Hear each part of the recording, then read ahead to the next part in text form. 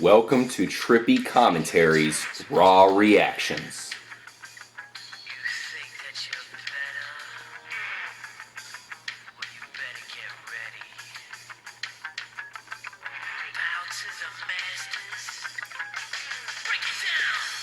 It's a very special episode of Raw that we have to cover today, guys, because today, of course, is Memorial Day. Thank you to all of our troops. I'm RJ here with Retro Brett. Hello. And coming live right there from Knoxville, Tennessee, actually pretty close to his hometown, is Corey. What's up, C-Dub? Well, guys, it was a good episode of Raw, and I'm here in my hometown of Knoxville, Tennessee. Raw tonight came from the campus of the University of Tennessee. Go Vols. Let's go ahead and get into all the action. We have a lot to cover for tonight. Yep, we're going to give you our Raw reactions as well as preview the big pay-per-view coming up. Retro Brett, what do we have coming up here? We have the pay-per-view Payback coming up next Sunday. Mm-hmm. But before that, we are going to get into our Raw reactions. Oh yeah, let's go ahead and get right into it. It started off with a pretty big matchup, and I thought it was a fair matchup. Cesaro versus RVD, two guys that we'll see be going into title matches on Sunday at Payback. Corey, what happened in this battle of pretty big wrestlers at this moment? Well, in the first match of the evening, we saw Cesaro and RVD, of course, square off. We started off, however, seeing the current Raw GM, Brad Maddox, being fired by Stephanie McMahon and Triple H and attacked by Kane. Something definitely to touch on going forward that may be a part of the storyline. Cesaro and RVD, we saw a match there between those two. Those guys are real workhorses, as are Cesaro and Sheamus. Those four have been having some of the better matches on the card. I feel like RVD's time is sort of, came and went, and he's sort of in the veteran position. But, guys like Bad News Barrett, Sheamus, and certainly Cesaro will have a very bright future here to come. And this Sunday, we're going to see Cesaro taking on Sheamus, of course, as we touched on, who is the United States champion. Yeah. And then, of course, tonight we saw Cesaro win the match after the German suplex. Got the 3 count. And Sheamus came down and ended up hitting Cesaro with the brogue kick after the match.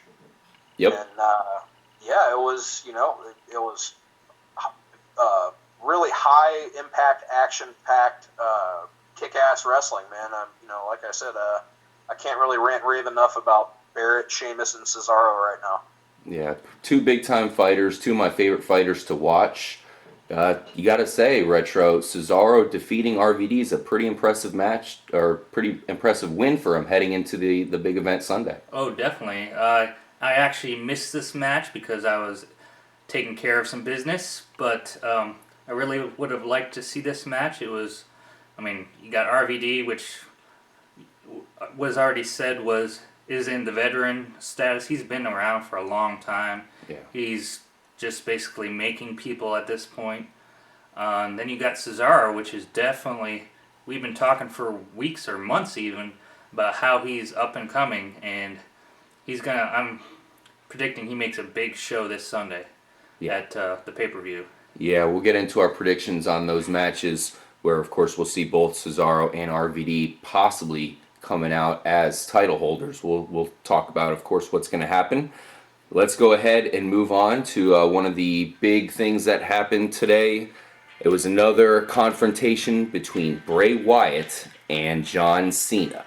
Now, this time, Bray Wyatt claimed that Jerry Lawler, our man Jerry, was responsible for supporting Cena and pretty much kind of calling Cena fake here. I mean, it's been a storyline we've been seeing going on, and then in his attempt to get Jerry Lawler to come up on the stage, he got JBL involved.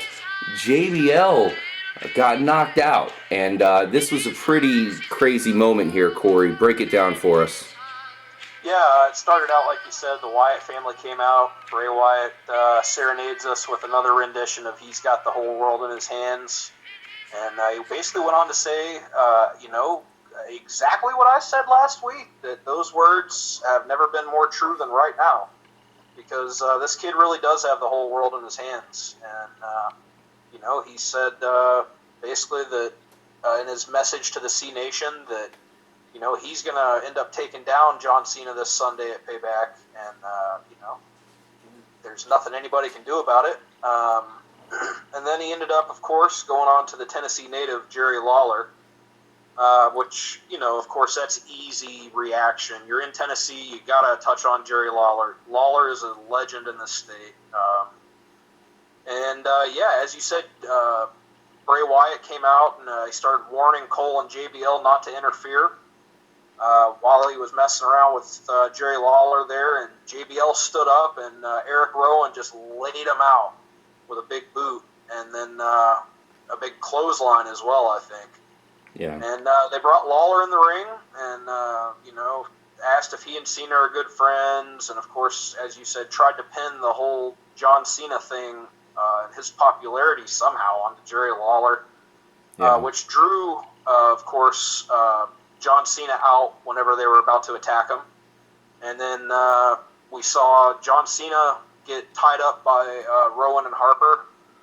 And then just as soon as it appeared that Bray Wyatt was going to unleash his wrath on Jerry Lawler, we saw the Usos come out for the save, therefore allowing John Cena to break free and take on Bray Wyatt in a big brawl.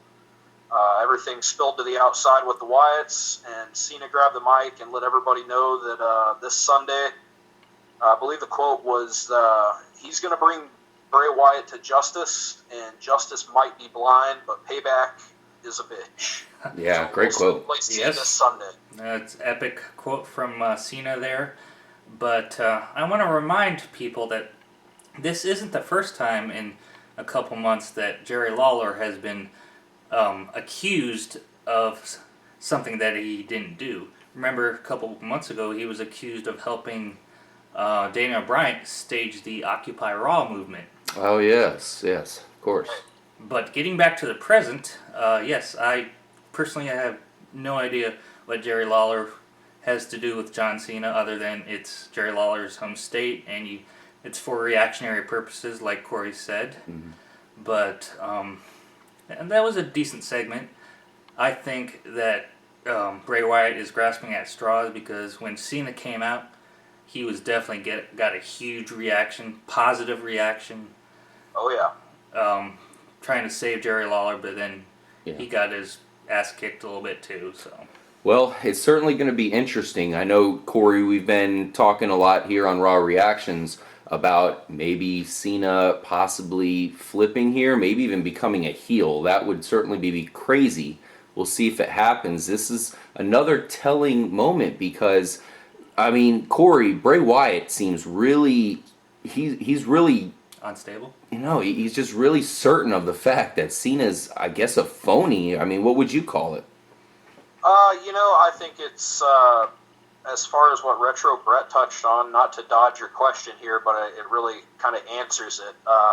He mentioned the really positive reaction tonight for Cena from the Knoxville crowd. And being a Knoxville native myself, I can tell you that a lot of wrestling fans around here are used to the old school NWA style, where it's not a lot of talking, but somehow, some way, John Cena is just really over here.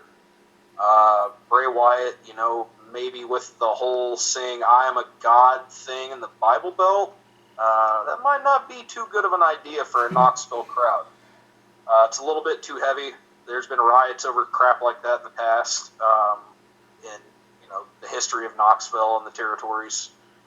But to come back around and bring all of that to Bray Wyatt is definitely gaining more momentum than John Cena is at this point. And I see Bray Wyatt coming out ahead, and of this feud in general, as well as at Payback this Sunday. And maybe Bray Wyatt's right. Maybe there is a monster in John Cena, like we've been speculating, and like they've touched on in the past. And maybe we'll see John Cena finally break and just, start resorting to, tactics, cheating tactics like Bray Wyatt and the Wyatt family utilize. So that's, to me, I think that's going to be one of the best matches on the card this Sunday. Yeah, and we'll get back into that match. We're going to get back into that because that's a huge one, of course. That might even be the biggest match of that pay-per-view. That's the one I'm personally most excited about myself. So we'll get into that here real soon. But let's go ahead and move on as far as Raw reactions here. The next match we saw that we need to talk about is Rusev coming out and destroying another jobber. The match was not really much to be... I know, it wasn't much to be talked about. In fact, that might have been the quickest match of this, the season here. But what we really need to talk about is Big E came out and actually was able to knock Rusev out of the ring. It was really the first time that I can recall that someone was able to get the upper hand on Big Rusev there. This is probably going to be a match here, Corey. Is there anything we can expect out of this? Yeah, as you touched on, Rusev came out and destroyed a USA flag waving Zack Ryder who got little to no reaction. It was over in a matter of seconds. Big E came out afterwards and cut off Rusev, and Rusev sent him into the corner, and then Big E came out with the big attack, tackle maneuver that he uses. And then, as you said, he clotheslined Rusev over the top rope to the floor and then grabbed the United States flag and was leading the Knoxville crowd in a USA chant. Now, as you mentioned, this is going to be a matchup we're going to be seeing very soon. As we go, as we're recording this right after Raw, that match has not been announced for the Payback pay-per-view as of yet. However, I definitely expect it to be announced. As we go to press here, as we record this, there's only been 6 matches announced for the pay-per-view. So I could definitely see this being a match that we're going to see upcoming soon. Yeah. What do you think, Retro? Well, I definitely agree with Corey. I think it's going to be one of these last-minute additions to the pay-per-view. I also want to touch on that it's with big men, with strong, muscle-bound men, what the wrestling likes to do is put them against a bunch of jobbers and a bunch of really, really small opponents to show their dominance at first. Then when they kick everyone's ass pretty easily, they put them against someone their own size, like I've been wanting them to do for weeks or months. And Big E is one of those men. And 2 big men just clashing, just beating the shit out of each other. Personally, I'd like to see Rusev versus Mark Henry, but I don't know if that's going to happen. I mean, I think we could see that at some point. That's I'd not like too to far-fetched see at Rusev all. get his ass kicked. I don't think we're going to see that for a long time. I think Rusev is still on his way up. Or Big Show. So I hope they do make that match. Hopefully Corey's prediction is correct. I know you actually predicted that as well, Retro. You told me that before we talked with C-Dub there. So hopefully that's true because I want to see Rusev involved with this pay-per-view, of course.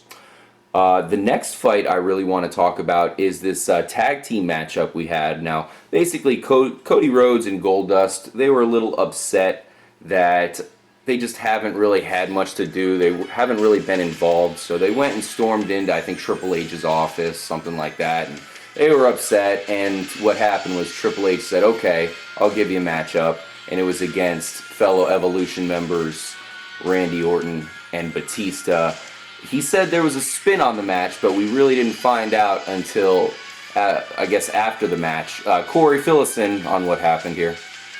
Yeah, as you touched on, they made the match in a backstage segment, and they never really touched on what the actual special stipulation was. It was a pretty good match between the Rhodes brothers and Orton and Batista. I thought all of them looked pretty good in the ring. I thought Batista and Goldust worked really, really well together. There was a couple spots there that looked really, really fluid. And then about a couple minutes, after a commercial break, we saw Cody Rhodes get pinned after actually I think 2 RKOs. Yep. Devastating. Yeah, devastating. And then, of course, after that, we see we hear Justin Roberts, the ringside announcer, say that he has just been informed that the previous match was an elimination rules match. Therefore, Cody Rhodes must leave ringside, and Goldust is now in a no-holds-barred handicap match. Which, of course, we saw Evolution beat the absolute crap out of him. Batista got his finisher, the Batista bomb. Yeah. Orton, interfered as well, of course, with it being no holds barred. Batista got the easy win. And, the announcers were hyping up the fact that what we saw happen to Goldust and Cody Rhodes tonight could be what we see happen this Sunday whenever the Shield faces Evolution. Of course it could. Yeah. Yeah, we'll see what happens there. I just want to take this opportunity. I don't know what you guys think, but I really hope that they start to get Cody Rhodes more involved. Not so much Goldust, but Cody Rhodes. Hopefully they get him involved. He's a great wrestler. He makes the other wrestlers look pretty good. What do you think, Retro? Well, I agree with you. Goldust, I mean, he's a weird dude, and he's been around a long time. He's getting pretty up there in the age. But Cody Rhodes is still pretty young. He's a great wrestler, obviously. He's pretty chiseled. And I like him a lot. I think they should use him more. But obviously they don't as of yet. So Corey, do you predict anything in the future of one Cody Rhodes that might have him out in the ring a little bit more? I think that the way that they utilized Cody and Goldust tonight was good. Goldust is kind of dispensable in the fact that he, like RVD, is one of those legends. He can be used to put other people over, and it's not going to matter. His time's already gone. He's not on the way up. But a guy like the Shield by proxy, of course, got, as I touched on, the announcers were saying this could be the Shield whenever they face Orton and Batista. So that was the whole purpose of this unfair matchup being made. It was just to swerve the whole favor basically in the direction of Evolution and make them look strong going into Sunday, which is going to be another huge matchup. Cody Rhodes, as far as him going on to become more prevalent on the card, I think, like I said, it was good to see him be used tonight. Personally, I would like to see Cody Rhodes, knowing that Batista is going to be possibly leaving soon. I'd like to see something where Evolution somehow recruits Cody Rhodes as the next, phase of Evolution, the next young guy, much like Orton and Batista, who could maybe turn into the next champion. Because I always have thought that Cody Rhodes really does have the tools to possibly make it in the business one of these days. it's funny you should say that, Corey, because Orton and Cody Rhodes were actually part of the same stable at one point in Legacy. Yeah, Legacy. So maybe they can become partners again. Interesting. That's definitely a possibility, but as I mentioned, we definitely want to see more out of Cody Rhodes. We'll see if that comes to fruition. The last thing we're going to touch on here in this part is the Daniel Bryan situation. Basically, Stephanie McMahon came out and she, of course, wanted to strip him of the title. I mean, he kind of looked like he was going to give it up for a second, then he reneged, and he totally changed his mind. It really was an interesting war. One thing before I ask you, Corey, about what you thought about that is, I got to say, I really liked how Vince McMahon used to handle those situations. I thought he was the master. Obviously, the "you're fired." He was the best at it. No one was ever better. And I don't think Stephanie McMahon is quite cutting it in this role. But go ahead and let us know what happened here and what you thought about the events that ensued. Yeah, of course, this is a big part of the title picture. Daniel Bryan was called out by Stephanie and asked to relinquish the WWE World Heavyweight Championship. And Daniel Bryan came out with a soft neck brace on and asked him to go ahead and hand it on over, surrender it. Daniel Bryan went over the fact that his whole ascension over the last 12, 14 months or so, all the way to winning the championship at WrestleMania 30 was, that was a payoff for many, many years of hard work. And, like you said, he almost acted like he was going to maybe do it. And then, of course, he turned it around and led the Knoxville crowd in a chant of no, no, no. He is not going to relinquish it. So in return, Stephanie McMahon said that she was afraid, this was going to happen, and said that, a couple weeks ago, whenever Daniel Bryan got attacked by Kane, Brie Bella put her hands on Stephanie. So, of course, Stephanie McMahon showed the video package and went on to say that because Brie put her hands on her, she is the boss and Daniel Bryan's boss. She said that at Payback, we're going to see Daniel Bryan get one more chance to relinquish the title. So we're going to see Daniel Bryan make a decision. He either surrenders the championship or Stephanie will take action against Brie and possibly say those magic words, "You're fired." Man, and that will be an interesting thing to see here with this big Payback event. What will Daniel Bryan do? That might be bigger than any of the actual fights that we see, just seeing what decision DB will make. Will he say yes? Will he say no? Or possibly some other crazy shenanigans will happen. Go ahead and stay tuned for our next part, because we'll get into the matches upcoming here, Payback, and we still have a couple things to touch on with Raw reactions. Bo Dallas's debut, Sheamus versus Alberto Del Rio. We'll talk about it here in part 2 and see you guys there.